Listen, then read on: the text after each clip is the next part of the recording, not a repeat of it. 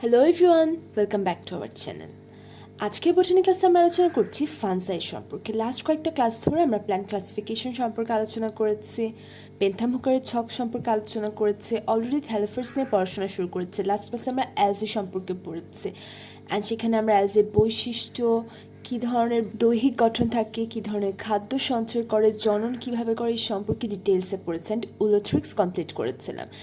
আজকের লেকচার আমরা ট্রাই করবো ফানসাইটাকে কমপ্লিট করার। সো তোমরা যারা এখনও আমাদের লাস্ট ক্লাসগুলো করনি, কাইন্ডলি তোমার ডিসক্রিপশন বক্স থেকে লিঙ্ক নিয়ে ক্লাসগুলো অ্যাটেন্ড করবে, বিকজ এই ক্লাসগুলো তোমাদের জন্য খুব খুব খুব বেশি ইম্পর্টেন্ট। সো আর কথা না বাড়িয়ে চলে যাচ্ছে আজকে মেইন লেকচারে। ফানসাই বা ছত্রাক, মেইনলি বেন্থাম হুকারের ছকে ফানসাই বা ছত্রাককে আমরা থ্যালোফাইট হিসেবে উল্লেখ করছি। থ্যালোফাইট, থ্যালোফাইট বলতে আমরা আসলে কি বুঝি? থ্যালোফাইটা হচ্ছে সেই সকল উদ্ভিদ যাদেরকে আমরা মূল, কাণ্ড এবং পাতায় ভাগ করতে পারি না। তাহলে তাদেরকে আমরা মূল, কাণ্ড এবং পাতায় বিভাজিত করতে পারি না, যার জন্য তাদেরকে বলা হচ্ছে থ্যালোফাইটস। অলরেডি আমরা থ্যালোফাইটসের অন্তর্ভুক্ত অ্যালজি সম্পর্কে আলোচনা করেছি। সো আজকে আমরা দেখলাম ফানসাই। বেন্থাম হুকারের ছকে যদিও ফানসাইকে থ্যালোফাইটের অন্তর্ভুক্ত করা হয়েছে, মার্গুলিস এবং হুইটেকারের পঞ্চরাজ্য শ্রেণীবিন্যাসের ক্ষেত্রে তাদেরকে ফানসাই রাজ্যের অন্তর্ভুক্ত করেছে। যে কোনো ধরনের ছত্রাককে ফানসাই রাজ্যের অন্তর্ভুক্ত করেছে। তাহলে এটা হচ্ছে একটা রাজ্য বা কিংডম। ফানসাই রাজ্যের অন্তর্ভুক্ত সকল সদস্যকে আমরা ছত্রাক হিসেবে জানি। মেইনলি তাদেরকে বলা হচ্ছে ফানসাই এবং একবচনে তাদেরকে বলা হচ্ছে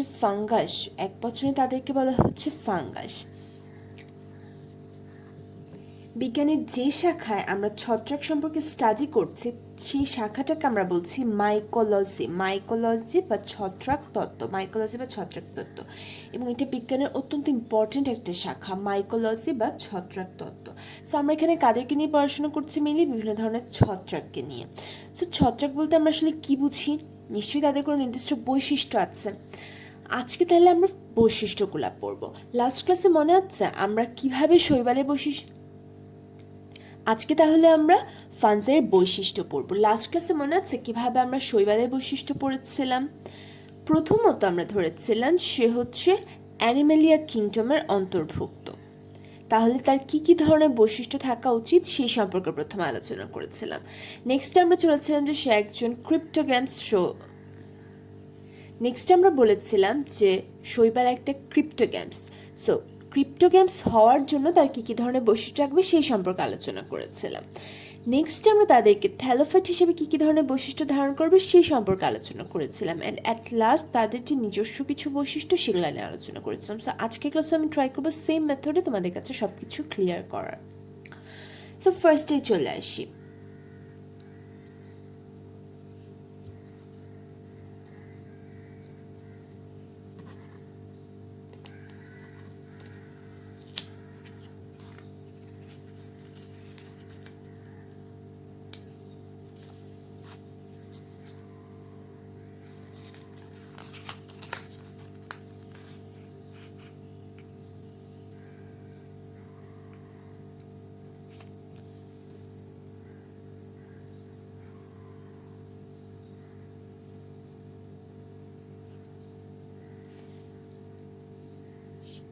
ছত্রাকের কিংডম হচ্ছে ফানসাই।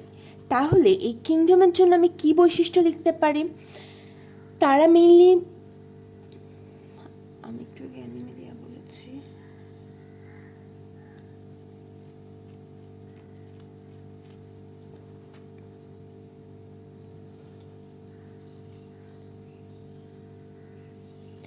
অ্যালজি বৈশিষ্ট্য সম্পর্কে আলোচনা, লাস্ট ক্লাসে আমরা অ্যালজি সম্পর্কে পড়েছি, সেখান থেকে কেটে দেয়।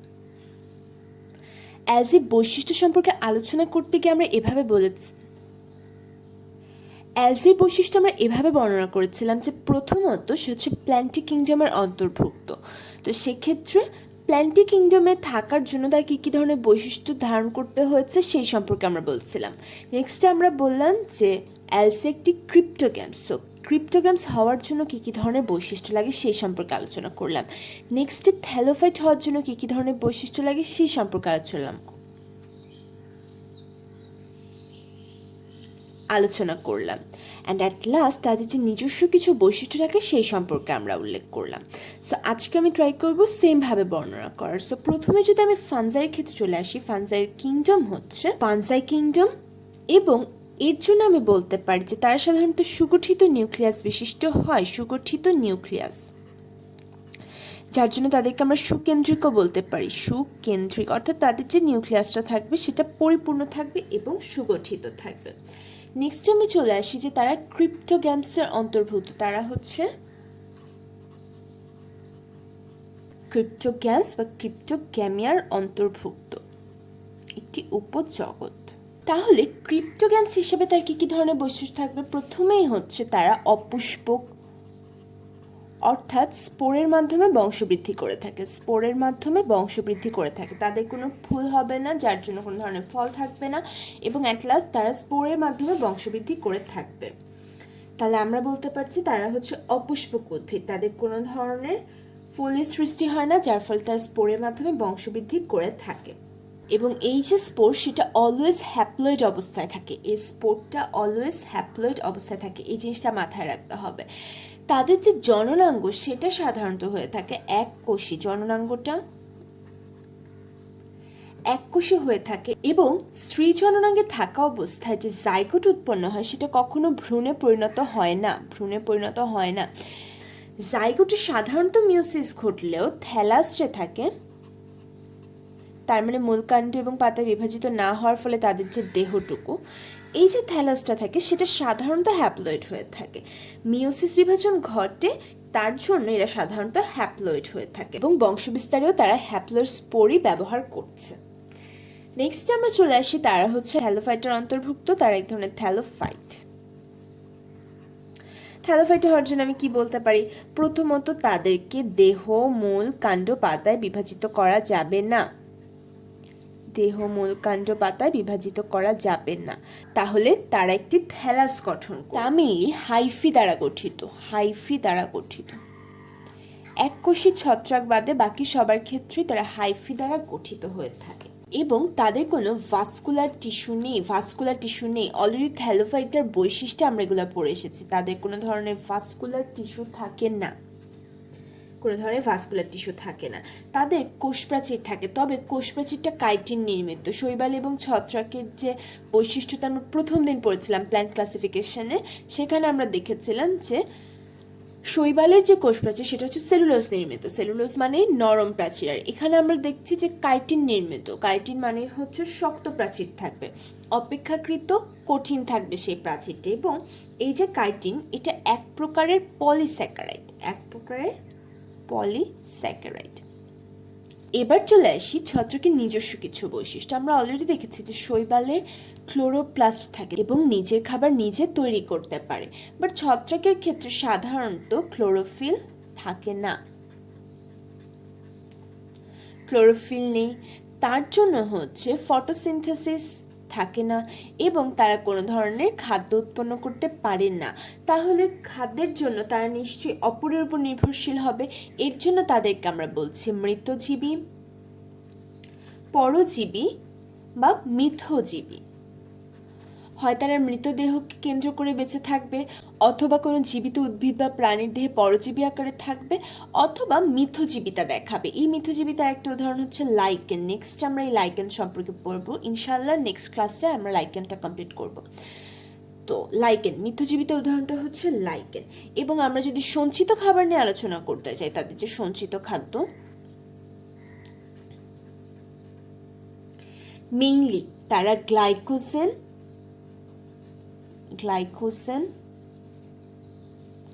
তৈলবিন্দু,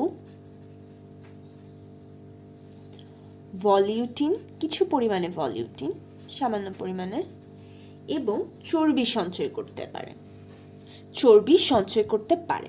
তাহলে আমরা কি কি দেখলাম?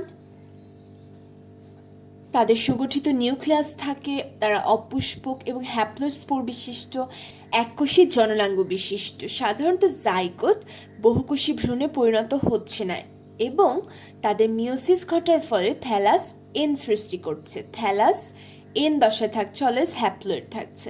নেক্সট আমরা দেখলাম তাদের দেহকে মূলকাণ্ড এবং পাতা আমরা বিভাজিত করতে পারি না। মেইনলি যে দেহটা সেটা হাইফি নিয়ে গঠিত এবং তাদের কোনো ধরনের ভাস্কুলার টিস্যু নেই। কোষ প্রাচীরটা থাকে কাইটিন নির্মিত এবং কাইটিন হচ্ছে একটি জটিল পলিস্যাকারাইড এবং যার জন্যই কাইটিনের উপস্থিতিতে তাদের যে কোষ প্রাচীর সেটা অপেক্ষাকৃত শক্ত হয়ে থাকে। তাদের কোনো ধরনের ক্লোরোফিল থাকে না, যার ফলে তারা খাবার উৎপন্ন করতে পারে না এবং খাবার উৎপন্ন করতে পারে না বলেই তারা খাবার গ্রহণের জন্য মৃত্যুজীবিতা, পরজীবিতা অথবা মিথজীবিতা প্রদর্শন করে। আর এই মিথজীবিতার অন্যতম উদাহরণ হচ্ছে লাইকেন, যেটা আমরা নেক্সট ক্লাসে পড়বো। অ্যান্ড তাদের সঞ্চিত খাদ্য আমরা পড়লাম গ্লাইকোজেন, তৈলবিন্দু, ভলিউটিন এবং চর্বি। এই প্রত্যেকটা পয়েন্ট তোমাদের জন্য খুব ইম্পর্টেন্ট। এখান থেকে সাধারণত 2 মার্কসের জন্য আসতে পারে, 3 মার্কসের জন্য আসতে পারে যে বৈশিষ্ট্য লিখো, অবজেক্টিভ আসতে পারে, সঞ্চিত খাদ্য থেকে অবজেক্টিভ আসতে পারে। এই ক্ষেত্রে সঞ্চিত খাবারটা খুব বেশি ইম্পর্টেন্ট। গ্লাইকোজেন, তৈলবিন্দু, কিছু পরিমাণে ভলিউটিন এবং চর্বি তারা সঞ্চয় করে থাকে। সো অলরেডি আমাদের বৈশিষ্ট্য সম্পর্কে পড়া শেষ, তাই তো? তাহলে এবার আমরা চলে আসছি যে দৈহিক গঠন এবং তাদের কোষীয় গঠনে। দৈহিক গঠন, ছত্রাকের দৈহিক গঠনটা যদি পারফেক্টলি আমরা বর্ণনা করতে চাই তাহলে আই থিঙ্ক আমরা অ্যাগারিকাস পড়াটা বেটার। অ্যাগারিকাসের দৈহিক গঠন যা ছত্রাকেরও সাধারণ দৈহিক গঠন তাই হয়ে থাকে। তাহলে আমরা ফার্স্টে চিত্রের সাহায্যে ব্যাখ্যা করছি যে অ্যাগারিকাসের দৈহিক গঠনটা ঠিক কী ধরনের হয়ে থাকে। সাধারণত অ্যাগারিকাসের ফানজাইয়ের অন্যতম একটা উদাহরণ হচ্ছে অ্যাগারিকাস। এই অ্যাগারিকাসের বা যে কোনো ধরনের ছত্রাকের 2টা অংশ থাকে, একটা হচ্ছে দৈহিক অংশ, একটা হচ্ছে তাদের জনন অংশ। সো যে দৈহিক অংশটা থাকে সেটা অলওয়েজ মাটির নিচে থাকে।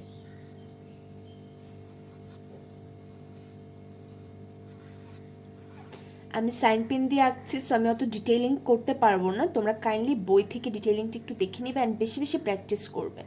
চিত্রগুলো অত কঠিন না, কিন্তু পরীক্ষার হলে আঁকতে গেলে তোমাদের অনেক প্রবলেম হয় কারণ তোমরা প্র্যাকটিস করো না। চিত্রগুলো একটু প্র্যাকটিস করবে এবং যে কোনো ধরনের প্রশ্নে ট্রাই করবে যে আগের চিত্রটা অ্যাটেন্ড করার, কারণ এতে মার্কসটা বাড়ে। তাহলে মাটির নিচে এই যে দৈহিক পার্টটুকু আমরা দেখছি, দৈহিক গঠনটা দেখছি, এখানে কি কি থাকে? এখানে মেইনলি অসংখ্য হাইফা থাকে, যাদেরকে বহু বচন আমরা বলছি হাইফি থাকে। এবং অসংখ্য হাইফি নিয়ে যে গঠনটা সৃষ্টি করছে তাকে আমরা বলছি মাইসেলিয়াম।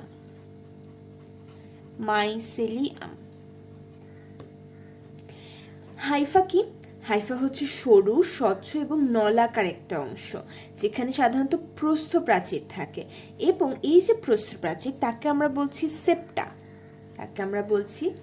সেপ্টা। এবং এই সেপ্টা সাধারণত অসংখ্য শাখা প্রশাখার সৃষ্টি করে মাইসিলিয়ামের গঠন করে। কিন্তু যদি হাইফাইভাবে ছড়িয়ে ছিটিয়ে না থাকে বরং একত্রিত হয়ে কুণ্ডলী পাকিয়ে একটি দড়ির ন্যায় গঠন সৃষ্টি করে তাহলে তাকে আমরা কি বলবো? তাকে আমরা বলছি রাইজোমর্ফ। তারা যখন পেঁচিয়ে একটি দড়ির মতো অংশ গঠন করে, দড়ির ন্যায় কুণ্ডলিত একটি অংশের গঠন করে, তখন তাকে আমরা বলছি রাইজোমর্ফ। এবং এই যে হাইফি, একদিনে একটি মাশরুমের বা একটি অ্যাগারিকাসের হাইফি সাধারণত 1 কিলোমিটার পর্যন্ত দীর্ঘ হতে পারে। 1 কিলোমিটার পর্যন্ত দীর্ঘ হতে পারে। তাহলে এটা খুব ইম্পর্টেন্ট, একদিনে 1 কিলোমিটার দীর্ঘ হতে পারে। তাহলে চিন্তা করো যে একটা ছত্রাক কত তাড়াতাড়ি ছড়িয়ে যাচ্ছে এবং যতদূর তাদের এই হাইফি যাবে ততদূর তাদের বিস্তার হবে। ব্যাপারটা হচ্ছে এমন যে ধরো এটা হচ্ছে মাটি, এখানে একটি হাইফি আছে, একটি ছত্রাকের হাইফি, এবং এই হাইফিটা একদিনে 1 কিলোমিটার পর্যন্ত যাচ্ছে এবং যাওয়ার পথে সে হচ্ছে বিভিন্ন ফ্রুট বডি গঠন করে যাচ্ছে। যতটুকু সে যাবে ততগুলো ফ্রুট বডি সে গঠন করতে শুরু করেছে। তাহলে চিন্তা করো যে একদিনে সে কতখানি বিস্তৃতি লাভ করছে। এবার আমরা তো অলরেডি দৈহিক অংশ দেখলাম, এবার চলে আসি ফ্রুট বডি বা তাদের জনন অংশ। ফ্রুট বডি বলা হয় একে, ফ্রুট বডি বা জনন অংশ। কেমন হয়ে থাকে আকারটা?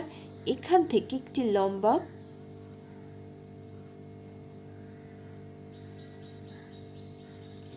এই যে গঠনটা আমরা দেখছি একে আমরা বলছি স্টাইপ। দণ্ডের ন্যায় একটি আকৃতি গঠন করে স্টাইপ। এই গঠনটাকে আমরা বলছি অ্যানুলাস।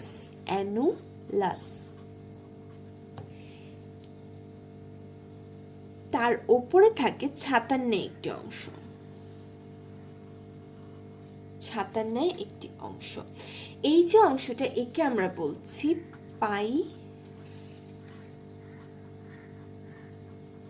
পাইলিয়াস, পাইলিয়াস। এবং এই অংশটি একটু খেয়াল করো, ভেতরের যে পার্টটা, এই ধরনের কিছু গঠন থাকে যাকে আমরা বলছি গিল, গিল বলছি।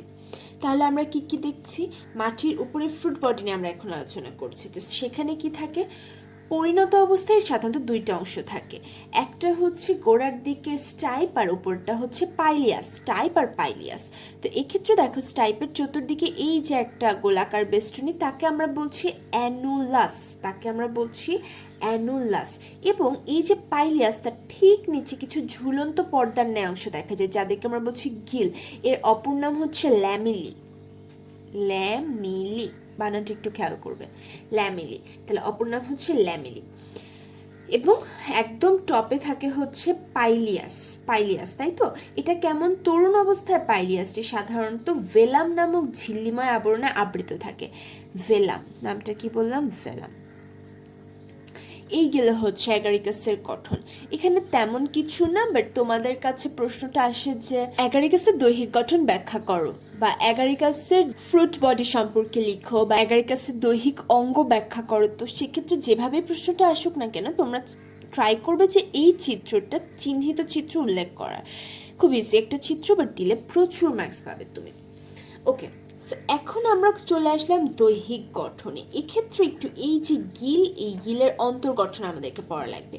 গিলের অন্তর্গঠনটা একটু যদি খেয়াল করি আমরা, চারটা পার্ট থাকে। একটা হচ্ছে হাইমেনিয়াম, একটা হচ্ছে সাব হাইমেনিয়াম। লেখা যদি বোঝা না যায় কাইন্ডলি একটু বই থেকে দেখে নেবে।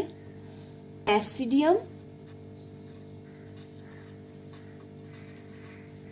স্ট্রমা।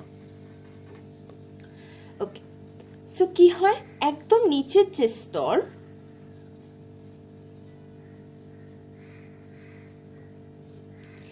এইটা হচ্ছে গিলের কেন্দ্রীয় বন্ধ অংশ। এখানে কি থাকে? অসংখ্য গৌণ মাইসেলিয়াম। একটু আগে মাইসেলিয়াম কোথায় দেখেছিলে? দৈহিক অঙ্গে দেখেছিলাম যে অসংখ্য হাইফি একত্রে মাইসেলিয়াম গঠন করে। এবং এই যে গিলের অংশের যে মাইসেলিয়ামগুলো, তাদেরকে আমরা বলছি গৌণ মাইসেলিয়াম। তারা প্রকৃত মাইসেলিয়াম না, তারা হচ্ছে গৌণ মাইসেলিয়াম। তারা অত্যন্ত ঢিলেঢালা ভাবে সংযুক্ত থাকে এবং পরপর কয়েকটি মাইসেলিয়ামের লেয়ার সেখানে থাকে। একে আমরা বলছি ট্রমা। এটা হচ্ছে কেন্দ্রীয় বন্ধা অংশ, অর্থাৎ এটি জননে কোনো ধরনের কাজ করবেন না। নেক্সট আমরা চলে আসি সাব হাইমেনিয়াম। সাব হাইমেনিয়াম হচ্ছে ট্রমার উভয় দিকের অংশে আমরা সাধারণত সাব হাইমেনিয়াম দেখি, যেখানে ছোট ছোট গোলাকার এবং 2 থেকে 3 নিউক্লিয়াস বিশিষ্ট কিছু কোষ দেখা যায়। 2 থেকে 3 নিউক্লিয়াস, ডাইক্যারিওটিক ও ট্রাইক্যারিওটিক, তাই তো? গোলাকার কোষ দেখা যায়,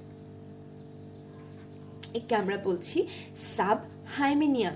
এবং এই যে কোষের বিন্যাস, কোষগুলো কিভাবে একটার পর একটা বিন্যস্ত হবে, এই বিন্যাসকে আমরা বলছি প্রোসেনকাইমা। প্রোসেনকাইমা বিন্যাসটার নাম হচ্ছে প্রোসেনকাইমা। এই অঞ্চল থেকে সাধারণত ব্যাসিডিয়াম উৎপন্ন হয়ে থাকে। এখন আমরা চলে আসি ব্যাসিডিয়ামকে। আমরা একটা পড়লাম সাব হাইমেনিয়াম, সাব হাইমেনিয়াম। এবার আমরা চলে আসি ব্যাসিডিয়াম। কি? ব্যাসিডিয়াম হলো এই ধরনের একটা গঠন, মেইনলি স্পোর উৎপন্ন করে থাকে এবং তার উপরে এই ধরনের স্পোর থাকে যাদেরকে আমরা বলছি ব্যাসিডিওস্পোর। ব্যাসিডিওস্পোর যে সৃষ্টি করে তার নাম হচ্ছে ব্যাসিডিয়াম। এবং এই ব্যাসিডিয়ামের সৃষ্টি হচ্ছে সাব হাইমেনিয়ামে, সাব হাইমেনিয়ামে। অ্যান্ড নেক্সটে একদম সবার লাস্টের পার্টটা হচ্ছে গিলের উভয় পাশের যে বহিস্থ স্তর, তাকে আমরা বলছি হাইমেনিয়াম। এখানে কি থাকে? উর্বর এই স্তরের কোষগুলো সাধারণত সাব হাইমেনিয়াম থেকে উত্থিত হয় এবং এই স্তরে গদাকার ব্যাসিডিয়াম উৎপন্ন হয়, গদাকার ব্যাসিডিয়াম উৎপন্ন হয়। সাধারণত গদাকার ব্যাসিডিয়াম এখানে উৎপন্ন হয়। তাহলে আমরা 4টা পার্টও দেখলাম, গিলের 4টা পার্ট। এখানে আমরা কি কি দেখলাম? কেন্দ্রীয় বন্ধ অংশ হচ্ছে ট্রমা, ব্যাসিডিয়াম, সাব হাইমেনিয়াম। হাইমেনিয়াম ব্যাসিডিয়াম কি ছিল? যেখানে ব্যাসিডিও স্পোর সৃষ্টি এবং এই স্পোরের মাধ্যমে সাধারণত তাদের জনন হয়ে থাকে। এই গেল অ্যাগারিকাসের দৈহিক গঠন। এবার আমরা চলে আসি যে ছত্রাকের দৈহিক গঠন আর কি কি বলা হয়েছে আমাদেরকে। আমরা পড়েছিলাম যে অসংখ্য হাইফি মিলে গঠন করে মাইসেলিয়াম। এই মাইসেলিয়াম যদি বহু নিউক্লিয়াস বিশিষ্ট হয় তখন তাকে আমরা বলছি সিনোসাইটিক মাইসেলিয়াম। সিনোসাইটিক, অলওয়েজটা মাথায় রাখবে, বহু নিউক্লিয়াস মানেই হচ্ছে সিনোসাইটিক। সিনোসাইটিক মাইসেলিয়াম বলা হয় যখন বহু নিউক্লিয়াস থাকে, যেমন স্যাপ্রোলিগনিয়াতে এটা দেখা যায় সাধারণত। কোষে বা হাইফাতে যখন একাধিক নিউক্লিয়াস থাকে তখন তাদেরকে বলা হচ্ছে সিনোসাইট, শুধু সিনোসাইট। মাইসেলিয়ামে থাকলে সিনোসাইটিক মাইসেলিয়াম, আর কোষে বা হাইফাতে থাকলে সিনোসাইট। ওকে, তাহলে তাদেরকে বলা হচ্ছে সিনোসাইট। এবং একটা জিনিস একটু খেয়াল করো, তারা মৃতজীবী, পরজীবী অথবা মিথজীবী, তাহলে তারা অপর কোনো একটা জীবের শরীরে আছে, সেই শরীর থেকে খাবার সংগ্রহ করতে হবে। কিভাবে সংগ্রহ করবে? তাদের তো মুখ নেই, তাহলে তারা কিভাবে সঞ্চয় করবে? এই ক্ষেত্রে তারা কি করে থাকে? এক ধরনের বিশেষ গঠন যাকে আমরা বলছি হস্টোরিয়াম। এটি একটি শোষণ অঙ্গ। সাধারণত পোষক দেহ থেকে খাদ্য শোষণ করে থাকে এই হস্টোরিয়ামের মাধ্যমে, এবং এই হস্টোরিয়ামের সাহায্যে তারা মৃতজীবী যে পোষক দেহটা তাদের থাকে বা পরজীবী হিসেবে তারা যে পোষক দেহে থাকে সেখান থেকে খাবার সংগ্রহ করে। এবং মিথজীবিতার ক্ষেত্রে তারা ঠিক কি করে? তারা আসলে একটা মিউচুয়াল আন্ডারস্ট্যান্ডিং করে যে যতটুকু খাবার উৎপন্ন হয় সেটা তারা দুইজন ভাগ করে নেয়, যাকে আমরা বলছি লাইকেন। এবং লাইকেনে আমরা দেখবো যে শৈবাল যতখানি উপকৃত হয় ছত্রাকও ঠিক ততখানি উপকৃত হয়। ওকে, সো এই গেল ছত্রাকের দৈহিক গঠন। এবার যদি আমি আসি কোষীয় গঠন ব্যাখ্যা করতে, কোষীয় গঠনের ব্যাখ্যা কিভাবে করবো? সবার প্রথমে সবচেয়ে বাইরের স্তর থেকে আসি, কোষ প্রাচীর। অলরেডি আমি জানি যে কোষ প্রাচীর হচ্ছে কাইটিন নির্মিত। কাইটিন নির্মিত তার মানে কি? কাইটিন জাতীয় পদার্থ থাকলে কোষ প্রাচীর অপেক্ষাকৃত পুরু হবে, এবং এই কাইটিন হচ্ছে একটি জটিল পলিস্যাকারাইড। নেক্সট আমরা চলে আসি প্রোটোপ্লাস্ট, তার মানে কোষ প্রাচীর বাদে বাকি অংশগুলো। কোষ ঝিল্লি, কোষ ঝিল্লির প্রধান উপাদান আর্কোস্টেরল। এটা খুব ইম্পর্টেন্ট, খুব বেশি ইম্পর্টেন্ট। এটা ভর্তি পরীক্ষার জন্য খুব বেশি ইম্পর্টেন্ট, এবং পরপর কয়েক বছর এই প্রশ্নটা কমন হয়েছে। এবং পরীক্ষার হলে কখনোই যদি প্রশ্ন হয় যে ছত্রাকের কোষঝিল্লির প্রধান উপাদান কি, প্রথম অপশন থেকে কাইটিন, এবং তোমরা খুব খুশি হয়ে কাইটিন দাগিত, কিন্তু আসলে তো কাইটিন আনসার না। তাহলে এটা একটু মাথায় রাখবে, কোষঝিল্লির প্রধান উপাদান হচ্ছে আর্কোস্টেরল। আর্কোস্টেরল, এবং এই কোষঝিল্লিতে ক্ষুদ্র ক্ষুদ্র কিছু পকেট থাকে যাদেরকে আমরা বলছি লোমোসোম। লোমোসোম।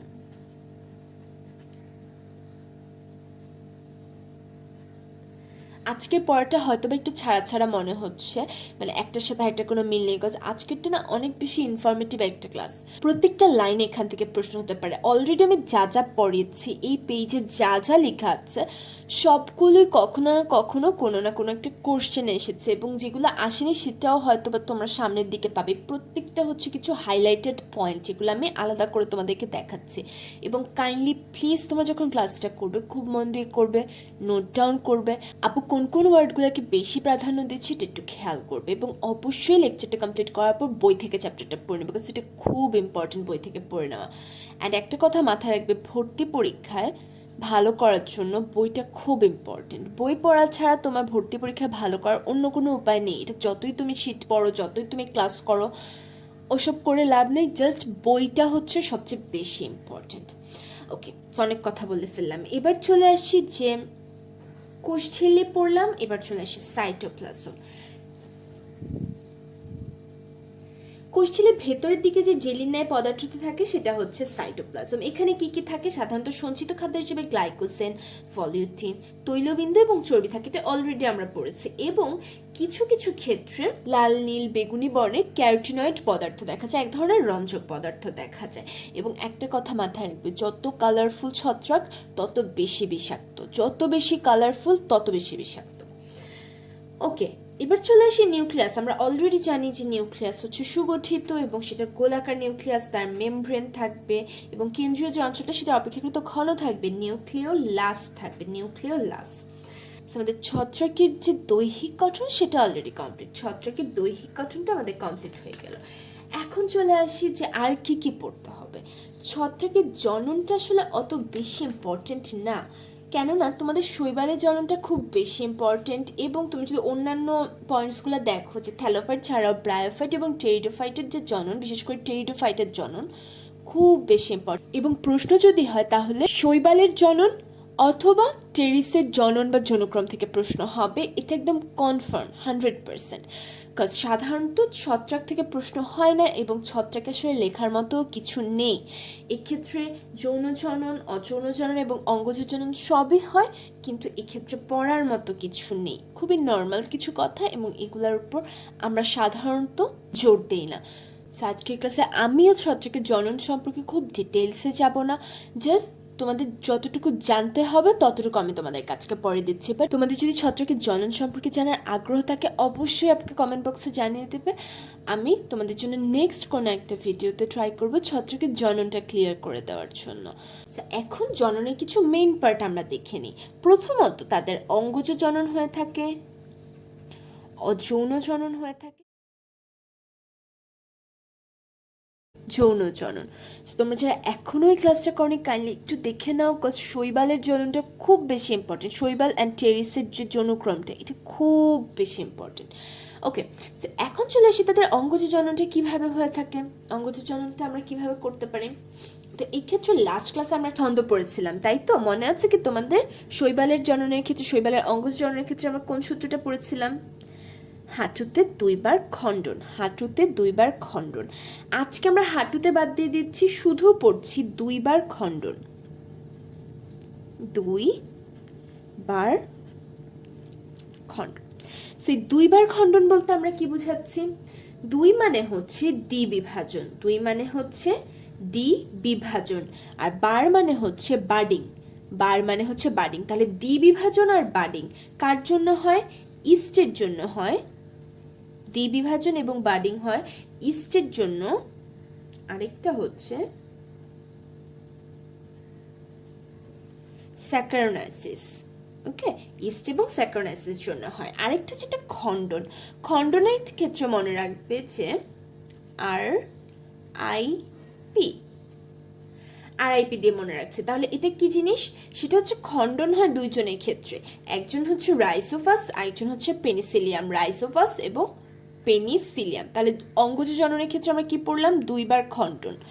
দ্বিবিভাজন এবং বাডিং হচ্ছে ইস্ট এবং স্যাকারোনাইসিসের ক্ষেত্রে, এবং খণ্ডন হচ্ছে রাইসোপাস এবং পেনিসিলিয়ামের ক্ষেত্রে।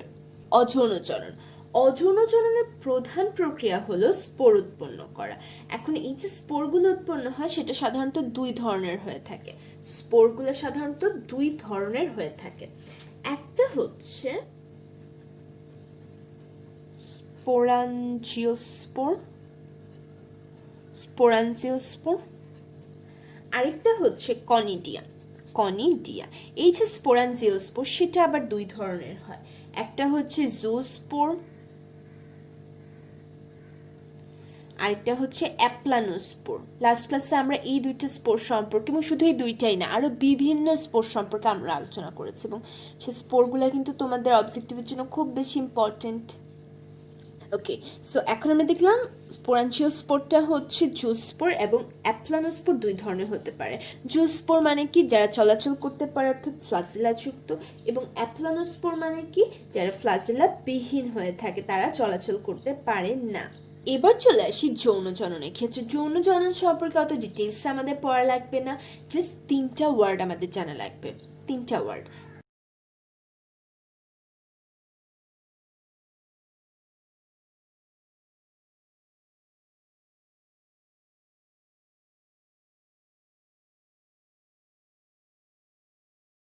প্লাজমোগ্যামি হচ্ছে প্লাজমার মিলন, গ্যামি মানেই হচ্ছে মিলন, কাইনেসিস মানে হচ্ছে ভেঙে যাওয়া বা আলাদা হয়ে যাওয়া। সো প্লাজমোগ্যামি, তাহলে প্লাজমার মিলন ঘটবে কখন? যখন ছত্রাকের যৌনজনন ঘটে, সেক্ষেত্রে দেখা যায় যে প্রাথমিকভাবে তাদের যখন মিলন ঘটে 2টা জনন কোষের, তো সেক্ষেত্রে কীভাবে মিলন ঘটে? প্রথমে তাদের যে প্লাজমা সেটা একত্রিত হয়, এবং প্লাজমা একত্রিত হওয়ার পরের ধাপে গিয়ে নিউক্লিয়াস 2টি মিলন ঘটে। তাহলে প্লাজমার মিলন হচ্ছে প্লাজমোগ্যামি। নিউক্লিয়াসের মিলন কি হবে? নিউক্লিয়াসকে আমরা সাধারণত ক্যারিওন দিয়ে প্রকাশ করি, তাই না? তাহলে ক্যারিওগ্যামি হবে, ক্যারিওগ্যামি হবে। প্লাজমোগ্যামি মানে হচ্ছে প্লাজমার মিলন, ক্যারিওগ্যামি হচ্ছে নিউক্লিয়াসের মিলন, এবং এগুলা কিন্তু অবজেক্টিভের জন্য খুব ইম্পর্টেন্ট, ইভেন এগুলো ভর্তি পরীক্ষার প্রশ্ন। এবার চলে আসি সাইটোকাইনেসিস। সাইটোকাইনেসিসের ক্ষেত্রে একটা কথা মনে রাখবে, প্লাজমা আলাদা হয়ে যাওয়া হচ্ছে সাইটোকাইনেসিস, প্লাজমা এক হয়ে যাওয়া হচ্ছে প্লাজমোগ্যামি, আলাদা হয়ে যাওয়া সাইটোকাইনেসিস। নিউক্লিয়াস এক হয়ে যাওয়া হচ্ছে ক্যারিওগ্যামি, নিউক্লিয়াস আলাদা হয়ে যাওয়া হচ্ছে ক্যারিওকাইনেসিস। এবং এই দুইটা ওয়ার্ড তোমরা কোষ বিভাজনে পড়ে এসেছো, সেটা আগেও পড়েছো, অ্যান্ড নেক্সটে আমরা হয়তো পড়বো আমাদের কোষ বিভাজন চ্যাপ্টারে। সো সাইটোকাইনেসিস এবং ক্যারিওকাইনেসিস এই দুইটা হচ্ছে ভাঙন, প্লাজমোগ্যামি এবং ক্যারিওগ্যামি হচ্ছে মিলন। সো আই থিঙ্ক জন্ম থেকে যতখানি আসার আমি এখন ক্লিয়ার করে দিয়েছি। সো এবার চলে আসি কিছু ছত্রাক ঘটিত রোগ। এক্ষেত্রে একটা কথা মাথায় রাখবে, কোনো একটা চ্যাপ্টার পড়ার আগে জানতে হবে যে সেখান থেকে তোমার কী কী ধরনের প্রশ্ন হতে পারে, তাই তো? তাহলে এক্ষেত্রে একটা কথা একটু জেনে রাখো যে ছত্রাক থেকে যদি প্রশ্ন হয় তাহলে প্রশ্নটা হবে হচ্ছে হয় তোমাদেরকে ফ্রুট বডি ব্যাখ্যা করতে বলবে, অথবা দৈহিক অংশ ব্যাখ্যা করতে বলবে, অথবা বলবে যে দৈহিক গঠন ব্যাখ্যা করো। তিনটা প্রশ্নের অ্যান্সারই তোমাদের চিত্র সহ দিতে হবে, চিহ্নিত চিত্র সহ। সেটা 2 মার্কসে আসুক আর 3 মার্কসে আসুক, অলওয়েজ ট্রাই করবে চিত্র অ্যাড করার। নেক্সটে হচ্ছে গিলের অন্তর্গঠন। গিলের অন্তর্গঠনটা চিত্রসহ তোমাদেরকে ব্যাখ্যা করতে হবে।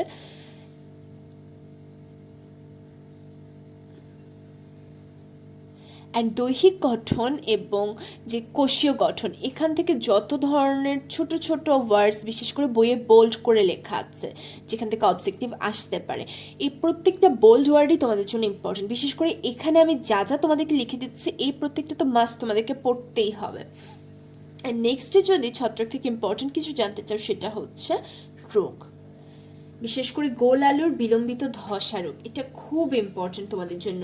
এটার রোগের ডেফিনেশন বা রোগের প্রতিকার, লক্ষণ এর চেয়েও বেশি ইম্পর্টেন্ট রোগের যে ব্যাখ্যা, এই রোগটা কোথায় হয়েছিল, কবে হয়েছিল, নাম কি ছিল, কিভাবে কি হচ্ছে আসলে এখানে, এইগুলো আমাদের জন্য খুব বেশি ইম্পর্টেন্ট। মেইনলি গোল আলুর ক্ষেত্রে দেখা যায় গাছের পাতা, কাণ্ড, ফুল ইত্যাদি অঙ্গ ক্ষত হয়ে যায়, এবং সেই ক্ষত হয়ে শুকিয়ে যাওয়ার যে রোগটা তাকে আমরা বলছি ধসা বা ব্লাইট। সাধারণত 2 ধরনের ধসা বা ব্লাইট হয়ে থাকে, একটি হচ্ছে লেট ব্লাইট, একটি হচ্ছে আর্লি ব্লাইট। এবং আর্লি ব্লাইটটা সাধারণত অল্টারনিয়া সোলানি দিয়ে হয়ে থাকে। অল্টারনিয়া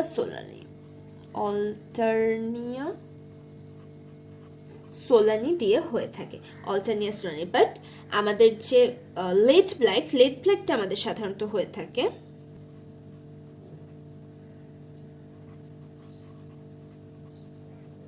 পিথোফোরা ইনফেস্টেন্স বা পাইথোফোরা ইনফেস্টেন্স। ওকে, সো এই দুইটা নামও কিন্তু খুব ইম্পর্টেন্ট, অবজেক্টিভ আসতে পারে অ্যান্ড অ্যাডমিশনেও আসতে পারে। অল্টারনিয়া সোনালি এবং পাইথোফোরা ইনফেস্টেন্স এই দুইটা নাম আমরা জানলাম। তাহলে একটা হচ্ছে আর্লি ব্লাইটের জন্য, একটা হচ্ছে লেট ব্লাইটের জন্য। এবং আলুর ক্ষেত্রে সাধারণত সবচেয়ে মারাত্মক বা ক্ষতিকারক যে রোগটা সেটা হচ্ছে লেট ব্লাইট, এবং যাকে আমরা বাংলায় বলছি বিলম্বিত ধসা রোগ। লেট ব্লাইট হচ্ছে বিলম্বিত ধসা রোগ। এই ক্ষেত্রে কি হয়, আলুর যে ফলন সেটা সম্পূর্ণরূপে বিনষ্ট হয়ে যায়। এবং বিশেষ করে যেসব দেশে আলুটা তাদের মেইন ফুড, যেমন আমরা দেখেছিলাম আয়ারল্যান্ডে, তাই না? আয়ারল্যান্ডে তাদের মেইন খাবারটাই ছিল আলু। সো দেখা যায় যে 1840 দশকের মাঝের দিকে আয়ারল্যান্ডে ভয়াবহ দুর্ভিক্ষ দেখা যায়, যাকে আমরা বলছি আইরিশ দুর্ভিক্ষ। এটা একটু মাথায় রাখবে, আইরিশ। নামগুলো খুব ইম্পর্টেন্ট। বাংলায় দুর্ভিক্ষ কবে হয়েছিল?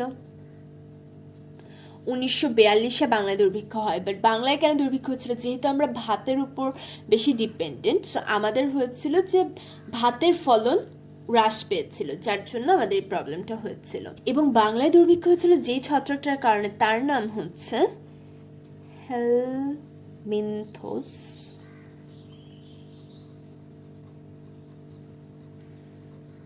হেলমিনথোস্প্রিয়াম অরাইসা। হেলমিনথোস্প্রিয়াম অরাইসা, HELMINTHOSPRIUM, হেলমিনথোস্প্রিয়াম অরাইসা।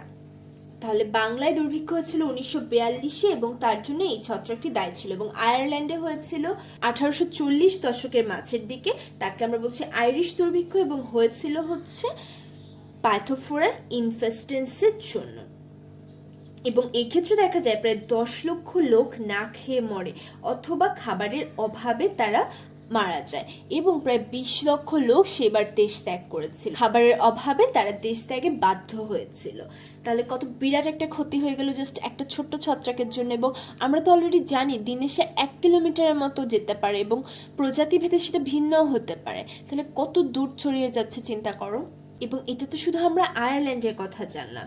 প্রথমে সাধারণত দক্ষিণ আমেরিকাতে এর শুরু। এই রোগটা সম্ভবত প্রথম শুরুটা হয়ে থাকে দক্ষিণ আমেরিকাতে, তারপর বিভিন্ন দেশে ছড়িয়ে যায় এবং শীত প্রধান অঞ্চলে আরো বেশি হতে থাকে। এবং একটা সময় দেখা যায় যে যখন আইরিশ দুর্ভিক্ষ হয় ওই টাইমে ইউরোপের প্রায় সব দেশে আলুর মরক দেখা গেছে। এর কারণ কি ছিল? কারণ হচ্ছে ওই টাইমে মাত্র একটা প্রকরণেরই চাষ সবচেয়ে বেশি হতো এবং তার নাম ছিল আইরিশ লাম্পার। আলুর যে প্রকরণটা তার নাম হচ্ছে আইরিশ লাম্পার। এবং এই একটাই তাদের প্রকরণ ছিল এবং তাদের এত বেশি ছড়িয়ে যায় এই রোগটা, যার ফলে তারা আর এখান থেকে বের হতে পারেনি, সব ধ্বংস হয়ে যায়, যার জন্য 10 লক্ষ লোক মারা যায় এবং 20 লক্ষ লোক দেশ ত্যাগে বাধ্য হয়। সো আমরা দেখলাম যে তাদের জীবাণুটা হচ্ছে প্যাথোফোর ইনফেস্টেন্স এবং এটা অনেকবার এসেছে ভর্তি এক্সামে, সেটা একটু মাথায় রাখবেন। এবার চলে আসি যে ওদের ক্রোমোসোম, রোগ সৃষ্টিকারী ক্রোমোসোমটা থাকে হচ্ছে 12, 11 অথবা 13, মানে দুটোটাই দেওয়া আছে, 11 থেকে 13 অথবা 12, দুটোটা অপশন তোমাদের দেওয়া আছে। এই জিনটা হচ্ছে বা এই ক্রোমোসোমটা হচ্ছে মেইনলি রোগের সৃষ্টি করে থাকে। সো রোগটা আসলে কেমন হয়? ফার্স্টে দেখা যায় যে পাতায় যে সবুজ ধূসর বর্ণের ক্ষুদ্র ক্ষুদ্র দাগ হচ্ছে, পাতাতে সাধারণত এই ধরনের দাগ হয় এবং পরে এগুলো বড় হয়ে যায়, বাট তখন কালার চেঞ্জ হতে থাকে, যত বড় হয় তত হালকা হতে থাকে কালারটা এবং শেষ পর্যন্ত দেখা যায় লালচে কালো বা কালো বাদামি বর্ণের একটা ছাপ পড়ে যাচ্ছে। এছাড়াও যেসব বয়স্ক পাতাগুলো আছে তাদের ক্ষেত্রে কি দেখা যায়? ভেজা দাগ দেখা যায়। এইটা হচ্ছে প্রাথমিক অবস্থা যেখানে আমরা বুঝতে পারি, তাই তো, যে রোগের বিস্তার শুরু হচ্ছে। পরে এই যে আক্রান্ত স্থান সেখানে মখমলের মতো একটা আস্তরণ সৃষ্টি হয় এবং সেই টাইমে যদি অণুবীক্ষণ যন্ত্রে চেক করা যায় তাইলে আমরা সেখানে কনিডিওফোর দেখতে পারবো, দেখতে পারবো, যেখান থেকে আমরা বুঝবো যে হ্যাঁ ছত্রাকের আক্রমণ নিশ্চিত হয়েছে। তো এবং এই ক্ষেত্রে আবহাওয়া খুব বড় একটা ফ্যাক্টর। এখন চলে আসে প্রতিকার কিভাবে করব, প্রতিকারের উপায়টা কি? এই ক্ষেত্রে একটা কথা মাথায় রাখবে যে সাধারণত তোমাদের প্রশ্ন এভাবে আসে যে 1 মার্কসের জন্য সাধারণত আসে যে আলুর বিলম্বিত ধসা রোগ প্রতিকারের জন্য আমরা কি ধরনের ছত্রাকনাশক স্প্রে ব্যবহার করি, তাহলে এটার অ্যান্সার কি হবে? এক্ষেত্রে একটা কথা মাথায় রাখবে, 1% বর্ধ্য মিশ্রণ বলা হয়। বর্ধ্য মিশ্রণ জিনিসটা কি? এটা সাধারণত কপার সালফেট, লাইম এবং পানির মিশ্রণ। এই মিশ্রণটা আমরা সাধারণত স্প্রে করে থাকি, অথবা আরেকটা কাজ আমরা করে থাকি, সেটা হচ্ছে কপার লাইম ডাস্ট,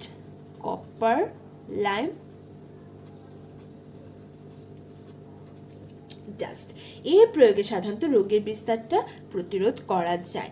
এবং এক্ষেত্রে একটা কথা মাথায় রাখবে যে গাছগুলো যে আমি কেটে ফেলবো তাও হবে না, কারণ গাছগুলো কেটে রেখে দিলেও এই ছত্রাকের বিস্তার হতেই থাকবে, আরো দূর ছড়িয়ে যাবে। তো এক্ষেত্রে অবশ্যই সেগুলো পুড়িয়ে ফেলতে হবে। এবং একই জমিতে প্রতি বছর আলু চাষ করা যাবে না, কমসে কম 1 থেকে 2 বছর পর পর চাষ করতে পারলে ভালো হয়। এবং এক্ষেত্রে অলওয়েজ ট্রাই করবো যে ছত্রাক প্রতিরোধক্ষম যে যাত্রা সেটা চাষ করা। এখন এই যে প্রত্যেকটা পয়েন্ট এগুলো পরীক্ষা তোমাদের লিখতে হবে, কারণ প্রতিকার আসে। আলুর বিলম্বিত ধসা রোগের প্রতিকার, কারণ আসতে পারে, রোগের লক্ষণ আসতে পারে। সো এখানকার প্রত্যেকটা পয়েন্ট, প্রত্যেকটা লাইন, প্রত্যেকটা ওয়ার্ড তোমাদের জন্য খুব বেশি ইম্পর্টেন্ট, একটা মিস করা যাবে না। সো এবার চলে আসি নেক্সট যে রোগটা, তাকে আমরা বলছি দাঁত রোগ হয়ে থাকে। দাঁত রোগ কার জন্য হয়ে থাকে? দাঁত রোগ সাধারণত হয়ে থাকে ট্রাইকোফাইটার জন্য, ট্রাইকো বা ট্রিকোফাইটা,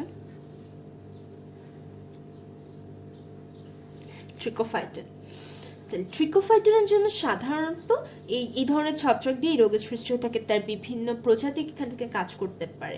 অ্যান্ড দাঁতের ক্ষেত্রে কি হয়? সাধারণত দেখা যায় আক্রান্ত স্থানে একটি ছোট লাল গোটা হচ্ছে বা ছোট ছোট লাল গোটা হচ্ছে, যেগুলো প্রথম দিকে সামান্য চুলকাচ্ছে, পরবর্তীতে কি হবে? এই যে আক্রান্ত স্থানটা তা বাদামি বর্ণের আইসের ন্যায় হয়ে যাবে এবং স্থানটি বৃত্তাকারে বড় হতে থাকবে। এবং এক্ষেত্রে দাঁতের অন্যতম লক্ষণ হচ্ছে সেটা বৃত্তাকারে বড় হতে থাকে, যার জন্য তাকে আমরা বলছি রিং ওয়ার্ম। একে ডাক্তারি ভাষায় আমরা বলি ডার্মাটোফাইটোসিস।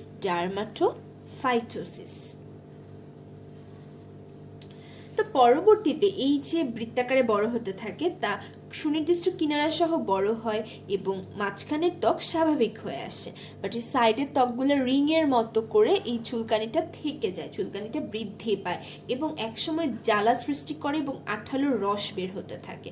এবং এই ধরনের দাঁত যদি নখে হয় তাহলে দ্রুত নখের রং বদলায় এবং শুষ্ক হয়ে খণ্ড হয়ে এই নখগুলা ভেঙে যায় এবং চুলে হলে সাধারণত বা মাথায় হলে সাধারণত চুল উঠে যায়।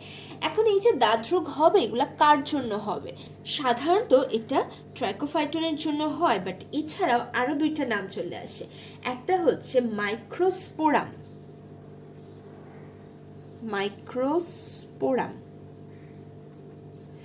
ভর্তি পরীক্ষার জন্য খুব ইম্পর্টেন্ট এগুলা। এপিডার্মোফাইটন, এপিডার্মোফাইটন, এই তিনটা নাম খুব ইম্পর্টেন্ট। এখন এটা কিভাবে তুমি মনে রাখতে পারো?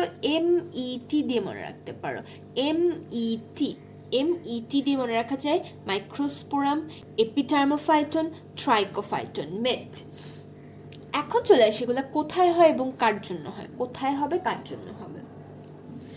যদি শরীরে সংক্রমণ ঘটে তো সেই ক্ষেত্রে সেটা হয়ে থাকে টেনিয়া কর্পোরিসের জন্য, টেনিয়া কর্পোরিসের জন্য। যদি মাথার খুলিতে হয় তাহলে সেটা হয়ে থাকে টেনিয়া ক্যাপিটালিসের জন্য, ক্যাপিটালিসের জন্য। যদি নখে সংক্রমণ হয়ে থাকে তাহলে মাথায় রাখবে সেটা হয়ে থাকে অনিকোমাইসিসের জন্য, অনিকোমাইসিস। যদি উড়ো বা কুচকিতে সংক্রমণ হয় সেক্ষেত্রে হয়ে থাকে টেনিয়া ক্রুসিসের জন্য, CRURIS, টেনিয়া ক্রুরিসের জন্য। এবং পায়ের পাতায় যদি সংক্রমণ হয় তাহলে হয়ে থাকবে পেডিসের জন্য, টেনিয়া পেডিসের জন্য।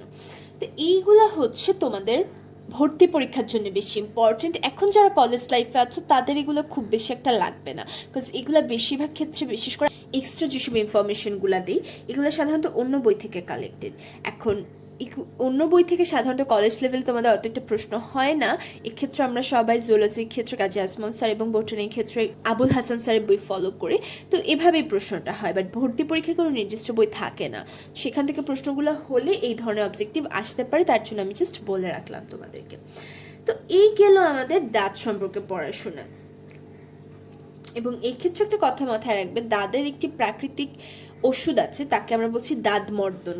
দাঁতমর্দন গাছের পাতার রস বা মন্ড যদি আমরা লাগাই সেক্ষেত্রে 2 থেকে 3 দিনেই নাকি দাঁত ভালো হয়ে যায় এবং এটা পরীক্ষিত, যার জন্য এটা হচ্ছে আমাদের একটি প্রাকৃতিক ঔষধ। বাট এছাড়াও কিছু মলম জাতীয় অ্যান্টিফাঙ্গাল ক্রিমও আছে, সেই নামগুলো একটু দেখে নেবে।